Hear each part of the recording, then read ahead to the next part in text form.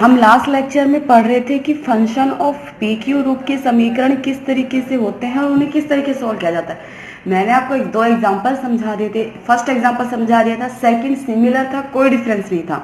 Third example मैंने आपको समझा दिया था। अब आपने बोला है कि बाकी के भी एग्जांपल समझाने हैं, तो देखिए मैं आपको आज बाकी के भी एग्जांपल्स क्लियर कर रही हूँ, तो आप लोग इन एग्जांपल्स को अच्छे से कर लेना।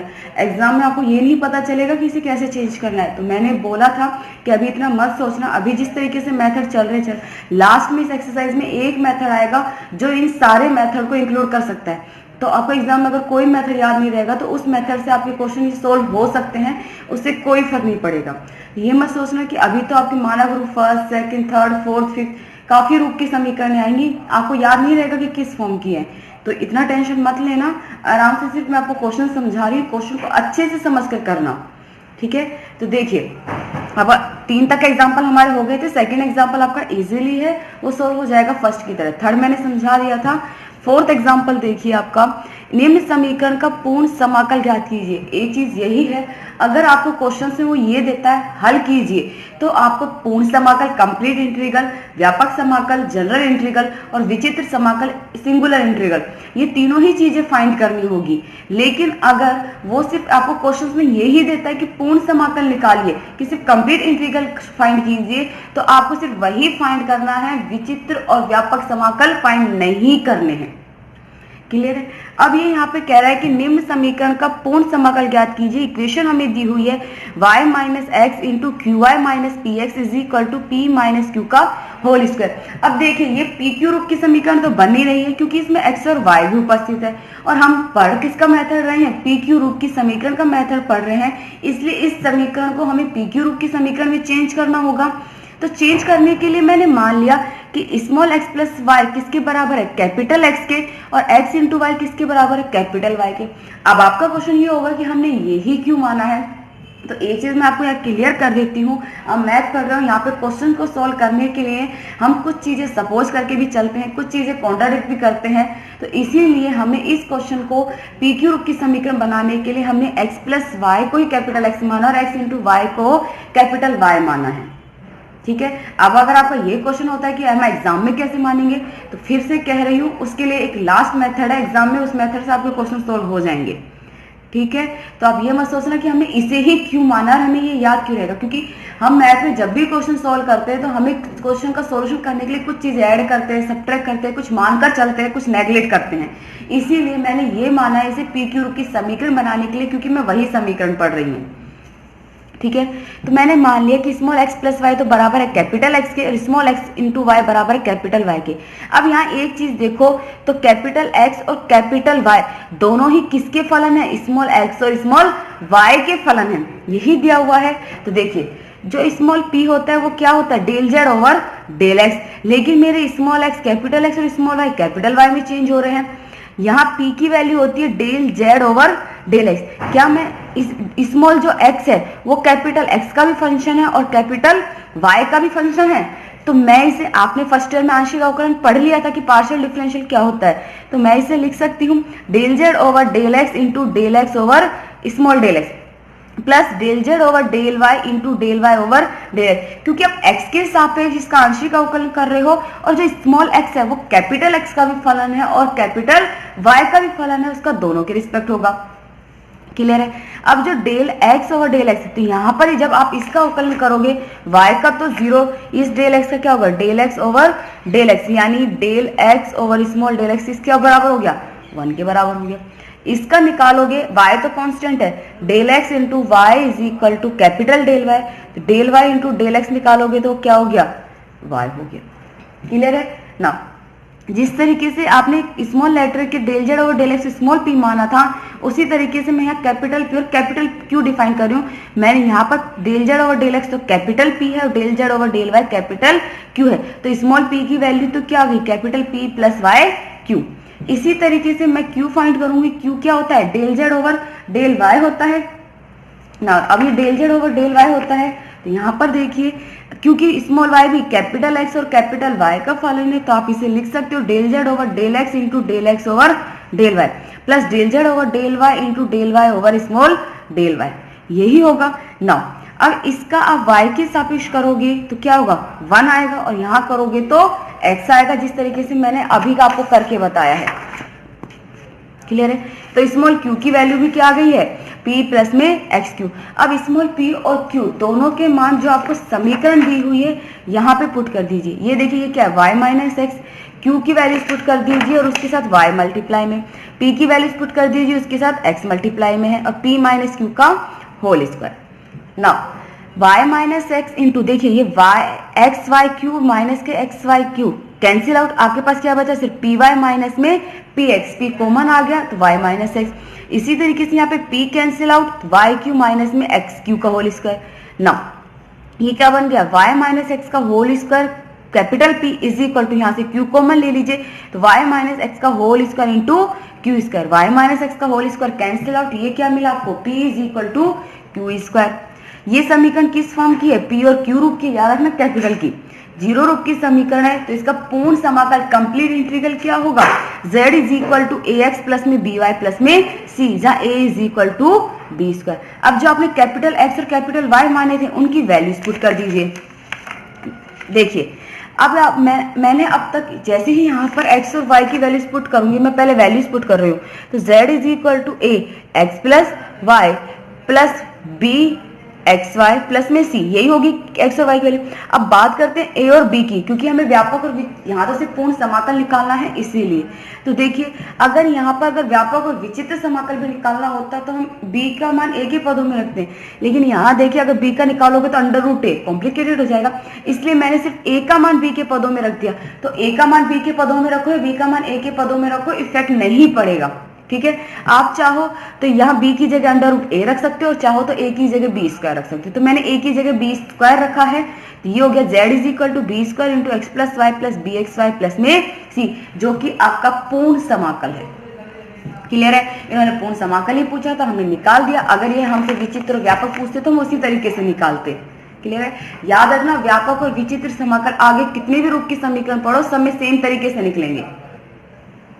नाउ एग्जाम्पल नंबर 5 देखिए कि इस समीकरण का पूर्ण समाकल आपको निकालना है, जहां x plus y into p plus q का whole square plus x minus y into p minus q का whole square is equal to 1 दिया हुआ है।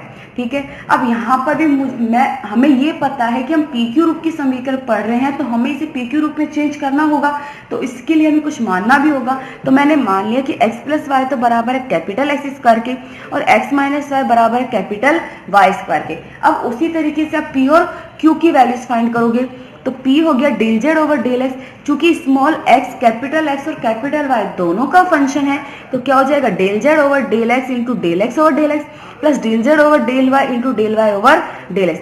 डेल एक्स ओवर एक्स निकालिए यहाँ से, तो देखिए x प्लस वाई है, ये क्या हो जाएगा y तो 0, del x is equal to 2x del x, तो आपका जो del x over small del x है वो क्या हो गया 1/2x। और इसी तरीके से del y over del x आपका क्या आ जाएगा 1/2y, रख दिया हमने यहाँ पे। नाउ तो स्मॉल p बराबर हो गया, इसे मैंने कैपिटल P मान लिया और इसे कैपिटल Q मान लिया, तो स्मॉल p की वैल्यू होगी 1/2x capital P plus 1/2y capital Q, जहाँ कैपिटल P तो del z over del x है और Q क्या है del z over del y है। इसी तरीके से मैं Q का मान निकालती हूँ del z over del y, क्योंकि स्मॉल y भी किसका फलन है कैपिटल X और कैपिटल Y का फलन है, तो ये भी चेंज हो जाएगा। तो ये हो गया del z over del x into del x over del y plus del z over del y into del y over del y। Put कर दीजिए यहाँ से, ये निकालोगे तो 1/2x और ये माइनस है तो 1/-1/2y। वैल्यूज पुट कर दीजिए, तो स्मॉल q की वैल्यू होगी 1/2x into p minus 1/2y, sorry q, यहाँ हम सही कर लेना इसे, ये q है, जहाँ capital P del z over del x और capital Q del z over del y। अब P और Q दोनों के मान जो ये हमें समीकरण दी हुई है यहाँ पे पुट कर दीजिए। तो देखिए x plus y as it is P plus Q है, दोनों की वैल्यूज पुट कर दीजिए, ये P प्लस Q का whole square plus x minus y, एक second sorry x plus y की जगह भी हमने पुट कर दिया capital x square, x minus y की जगह भी पुट कर दिया कैपिटल वाई स्क्वायर। तो x plus y x square, यहाँ p और q की वैल्यूज p प्लस q का whole square plus x minus y हमने क्या माना था वाई स्क्वायर, पुट कर दिया p माइनस q का whole square is equal to 1। देखिए कौन सी वैल्यूज कटती है कौन सी नहीं कटती है, यहाँ पे हम चेक कर लेते हैं। क्यू की टर्म तो कैंसिल आउट हो रही है, क्लियर है। ये क्या मिलेगा 2p अपॉन में 2x cancel out, p square upon x square, x square से x square cancel out, p square. इसी तरीके से यहाँ पे p की टर्म कैंसिल आउट, q का बचेगा, यानी पी स्क्वायर प्लस में q square is equal to 1।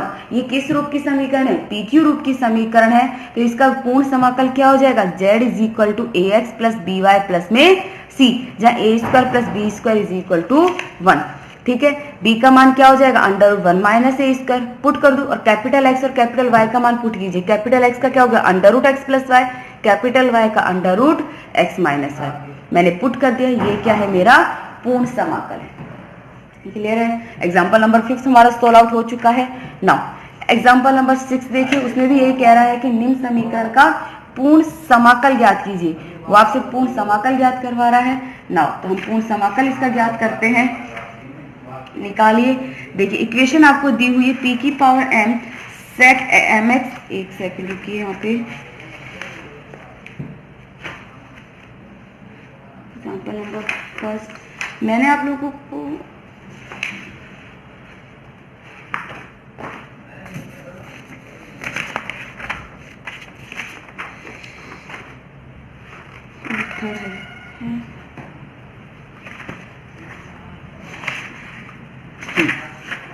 ठीक है। देखिए यहाँ पे एग्जाम्पल नंबर 6 देखिए, निकालना है हमें p, इसका पूर्ण समाकल निकालना है। देखिए आप यहाँ पे ये p की पावर m है, सेक 2m की पावर x है। मैं इसे लिख सकती हूँ p सेक स्क्वायर x की होल पावर m लिख सकती हूँ। सेक को तो 1 अपॉन कोस स्क्वायर x, और p का मान क्या del z over del x। Clear है। नाउ यहाँ z की पावर l तो एज इट इज सेम, इसको भी मैं लिख सकती हूँ इस तरीके से q कोसेक स्क्वायर y की पावर n। कोसेक तो क्या होता है sine, 1 upon sine square y, del z over del y की पावर n, और ये बराबर में है ही z की पावर एल एम अपॉन में m माइनस n।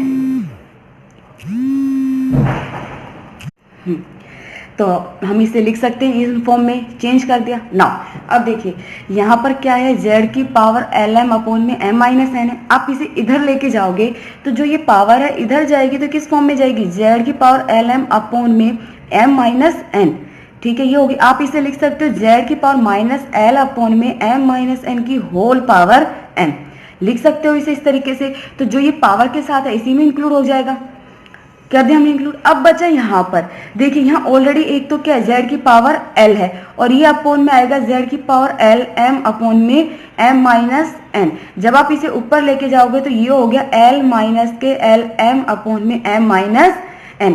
इसको एलसीएम लेके जब आप सोल्व करोगे तो ये आपको मिलेगा z की power minus l n upon में m माइनस n, और आप इसे लिख सकते हो z की पावर माइनस l अपॉन में m माइनस n की होल पावर n, लिख सकते हो। तो बस ये उसी तरीके से मैंने इंक्लूड कर दिया इज इक्वल टू 1।